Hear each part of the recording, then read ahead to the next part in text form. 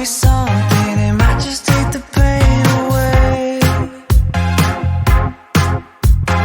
Ito na nga ang ating pagkain ngayon for today's video. At syempre, itong pileting to na ating karne ng, alam nyo na, baboy, ay ito ay hiwa-hiwain natin ng ganyan. Dahil nga meron siyang taba-taba.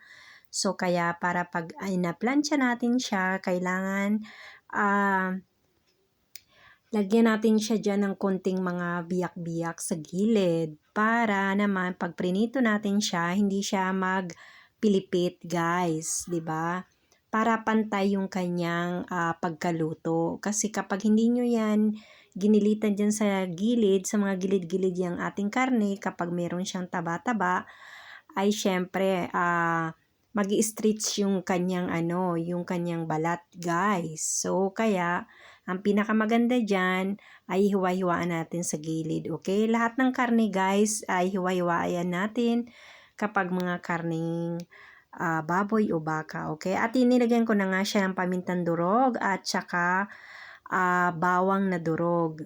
So, at lagyan din natin siya ng asin at pagkatapos ay halu-haluin natin siya ng ganyan para ma-mix siya yung kanyang mga ingredientes. At syempre, magpe-prepare naman tayo ng bawang na marami guys kasi ito ay hihiwa-hiwain natin pagkatapos mag-iinit tayo sa kaldero or kawali na inyong pagpiprituhan ito. So kaya ang gagawin natin pag ito ay nabalatan natin at nahiwa ay mag-prepare tayo ng kawali at lalagyan natin ng mantika at kapag mainit na ang mantika guys ay ilalagay na natin yung karne isa-isa.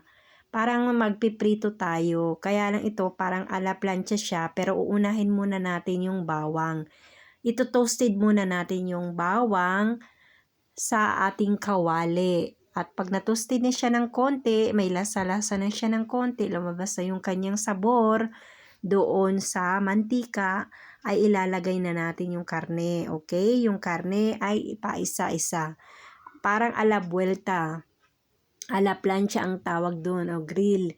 Kaya lang guys, ipapadaan natin sa kawali. 'Di ba?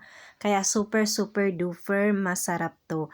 Kung ayaw nyo naman ng mantika, pwede kayong gumamit ng mantikilya. Pero guys, ang sasabihin ko sa inyo, hindi maganda ang mantikilya kasi nasusunog kaagad. Kaya mas maganda kung gagawin nyo ito, lagyan nyo muna ng mantika ng kaunti, saka nyo lagyan na ng mantikilya. Okay, para hindi masyadong masunog yung kanyang mantikilya. Yun ang pinakamaganda dun guys. So ito na nga at iginilid na natin. Nilagay natin sa side yung ating bawang para hindi siya masunog kaagad. Kasi imimix natin naman siya dyan. Kapag naluto na yung ating karne, ay imimix natin siya dyan para super duper masarap siya. O, 'di ba? Ganyan. Tapos, iaalabulta natin, ibabaliktad natin yung ating karne kapag na-toasted na siya dyan. At pagkatapos naman, habang ako'y niluluto ko yung karne, sit aside muna natin itong ating video sa ating karne. At ito naman nga ay yung ating gagawing mashed potato. And then, ito nga yung dalawang balot na 50 grams lang naman to guys. So 125 grams pala to. Kasi medyo madami-dami pala ito. Nagkamali ako guys. And then lalagyan natin ng tubig or kung gusto nyo naman fresh milk. Pero kung ayaw nyo naman kasi ayaw namin masyadong maggrasa or kumbaga hindi tayo masyadong kukuha ng grasa, I mean, minus natin yung calories na kakainin natin ngayon guys. Kaya ang ginamit ko ay tubig lang. So itong 125 grams na mashed potato ay gagawin natin or powdered na potato ay 3 baso na tubig. Okay? Yun. Tapos lalagyan natin siya ng mantikilya ng mga 4 na kutsara. Okay? And then ito na nga at binabaliktad ko na yung ating karne guys. Ganyan lang ang ating pagbaliktad. Okay? Ganyan. Paisa-isa din. Kapag na-toasted na siya dyan guys, parang barbecue siya kapag inyong ginawa ito at super super duper napakasarap nito guys kasi alam niyo kung bakit lasang barbecue siya. So, ilulutuin natin ng ganyan. Ito-toasted natin siya dyan para talagang super, super duper masarap. And then, syempre, kapag nabaliktad na natin lahat, balikan naman natin ulit yung ating gagawin na mashed potato para ipakita ko sa inyo kung paano ko ginagawa yon na napakasimple at talaga naman napaka-economico. Yung powdered potato na lang ang inyong gamitin para sa inyong puree di patata, di ba? Or mashed potato. So, ito na nga guys, at habang ako'y iniinit ko yung tubig ng ating mashed potato ay maghihiwa naman ako ng kakis dito. Ito na nga, super super duper sarap dahil ito ay kakainin din natin combination ng ating karne at saka yung mashed potato, yung ating kakis at saka maghihiwa din ako dito ng gold na kiwi and then ang ubas na ating ubas na walang buto na green. So, ito na nga guys, ang aking paghiwa dito. Madalian lang kasi habang ako'y nagiinit ng ating tubig para sa ating mashed potato ay syempre madalian yung gagawin natin. Okay?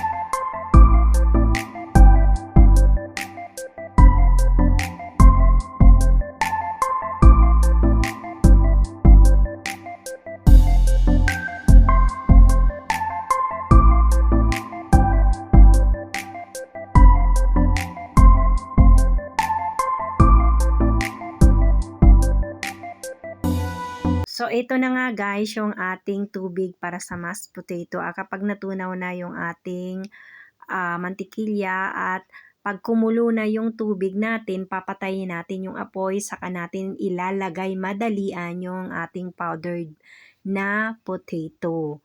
Kasi guys, mas maganda ang ganito, hindi siya masusunog at hindi rin ma-over yung kanyang pagkaluto. Talagang perfect talaga yung kanyang pagkaluto. At yan na nga, at kapag nailagay nyo na ay imimix nyo siya biglaan, madalian, kumbaga ganyan, madalian guys, ha. Ganyan ang ano nyo, i-shake nyo siya or imimix nyo siyang madalian habang siya ay mainit pa. Para talagang maluto siya na hindi naman sobrang-sobra yung kanyang lapot at hindi rin naman na dry. Kaya ang gagawin nyo hanggat maabang mainit pa siya, haluin nyo nang haluin siya dyan ng ganyan. Okay? Para hindi siya mag-over na kumbaga hindi siya tumigas at hindi rin super lambot. Depende yun sa kung super lambot ang gusto nyo ay dagdagan nyo pa ng kunting tubig habang mainit and then imimix nyo ng imimix or haluin nyo ng haluin para talagang maging maganda yung kanyang texture. At ito na nga guys at inilalagay ko na sa ating bowl at yan na luto na ang ating pagkain. At charan, ito na ang ating lamesa. At kain na po kayo. Siyempre yung ating gold na kiwi, yung ating ubas, at yung ating kakis, at siyempre yung mashed potato, and then yung ating karning ala plancha, ala barbecue, 'di ba? Ganyan, super super duper sarap talaga, guys. So kain na po tayo, at siyempre wag nating kalimutan magpasalamat lagi sa Panginoon Kristo sa biyayang natatanggap natin sa ating pang-araw-araw. 'Di ba? So eto na nga't inuna ko yung aking anak at nilagyan ko siya ng puré de patata at saka yung ating karne na ala barbecue. So ganyan, guys, super super duper sarap. At syempre kapag may verdura or vegetable, kailangan din may prutas tayong kakainin. Ganun lang yun, guys. So tara, kain na po tayo. Unang subo para sa inyo. At maraming maraming salamat po sa inyong panonood. At syempre, kung nagustuhan nyo naman, please like and share and subscribe and ring the bells na rin. Maraming salamat po and God bless ulit sa inyong lahat. And enjoy and bye-bye!